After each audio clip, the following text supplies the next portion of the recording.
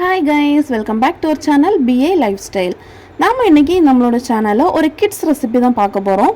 ரொம்பவே டேஸ்டியான pumpkin pasta எப்படி பண்ணுறதுன்னு பார்க்கலாமா? இன்றைக்கி பம்கின் பாஸ்தா பண்ணுறதுக்காக நான் 1 கப் அளவுக்கு பாஸ்தாவை நல்லா தண்ணியில் ஒரு டைம் வாஷ் பண்ணிவிட்டு எடுத்து வச்சுருக்கிறேன். கூடவே 1 கப் அளவு தண்ணி, கொஞ்சமாக உப்பு, கூடவே கொஞ்சமாக ஆயில் ஆட் பண்ணிவிட்டு இதை நம்ம நல்லா குக் பண்ணி எடுக்க போகிறோம். பாஸ்தா ஒரு 90% அளவுக்கு நல்லா குக்காகி வர்றது வரைக்கும் நம்ம குக் பண்ணி எடுத்துக்கலாம். இப்போது ஒரு மிக்ஸி ஜாரில் கொஞ்சமாக மஞ்சள் பூசணிக்காவை சின்ன சின்ன பீசஸாக கட் பண்ணி போட்டிருக்கேன். கூடவே ஒரு சின்ன சைஸ் தக்காளியில் பாதி தக்காளி, 3 கேஷ்யூஸ் ஆட் பண்ணிவிட்டு இதை நல்லா ஃபைன் பேஸ்ட்டாக நம்ம அரைச்சி எடுத்துக்க போகிறோம். உங்களால் எவ்வளோ ஸ்மூத்தாக அரைக்க முடியுமோ அவ்வளோ ஸ்மூத்தாக ஃபைனாக அரைச்சி எடுத்துக்கோங்க. இந்த மாதிரி அரைச்சி எடுத்தாச்சு. இப்போது நம்மளோட பாஸ்தா நல்லாவே குக்காகி வந்துருச்சு. இந்த மாதிரி ஒரு கத்தி வச்சு நம்ம கட் பண்ணி பார்த்தோன்னா சூப்பராக இந்த மாதிரி வரணும். நல்லா குக் ஆயிடுச்சு.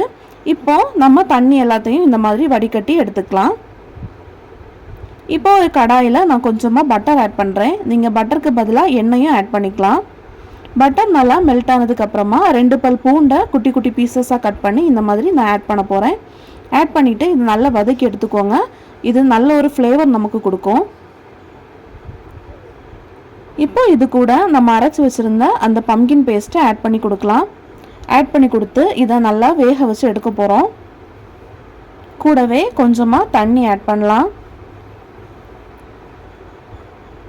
தண்ணி ஆட் பண்ணி நம்ம நல்லா இதை வேக வச்சு எடுத்துக்கலாம்.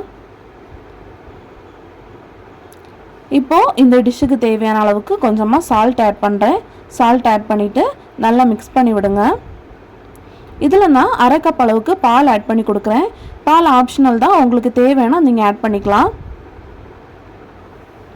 ஆட் பண்ணி நம்ம நல்லா கலந்து விட்டு நல்லா வேக வச்சு எடுக்க போகிறோம்.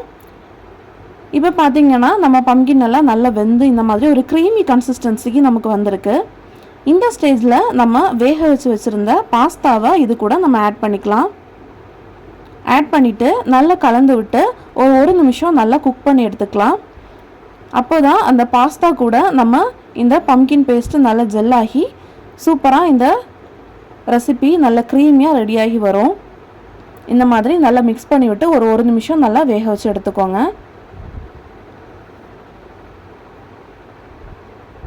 இது கூட நீங்கள் பெப்பர் ஆட் பண்ணுறதா இருந்தால் பெப்பர் ஆட் பண்ணிக்கலாம். நான் இன்றைக்கி பெப்பர் ஆட் பண்ணல. இப்போ பாருங்கள், ஒரு 2 நிமிஷம் நல்லா வெந்துருச்சு. நம்மளோட பாஸ்தா ரொம்ப க்ரீமியாக சூப்பராக ரெடியாகி வந்திருக்கு. அவ்வளோதான், நம்மளோட பாஸ்தா சூப்பராக ரெடி ஆயிடுச்சு. நம்ம பம்கின் பாஸ்தா சூப்பராக ரெடி ஆயிடுச்சு. குழந்தைங்களுக்கு எப்போவுமே தோசை, இட்லி பண்ணி கொடுக்கும்போது கண்டிப்பாக போர் அடிக்கும். இந்த மாதிரி டிஃப்ரெண்ட்டாக பம்கின் பாஸ்தா வீட்டில் பண்ணி கொடுங்க, கண்டிப்பாக விரும்பி சாப்பிடுவாங்க. நம்ம சேனலை மறக்காமல் சப்ஸ்கிரைப் பண்ணுங்கள். நம்ம வீடியோவை லைக் பண்ணுங்கள், கமெண்ட் பண்ணுங்கள். உங்களோட ஃபேமிலி அண்ட் ஃப்ரெண்ட்ஸுக்கு மறக்காமல் ஷேர் பண்ணுங்கள்.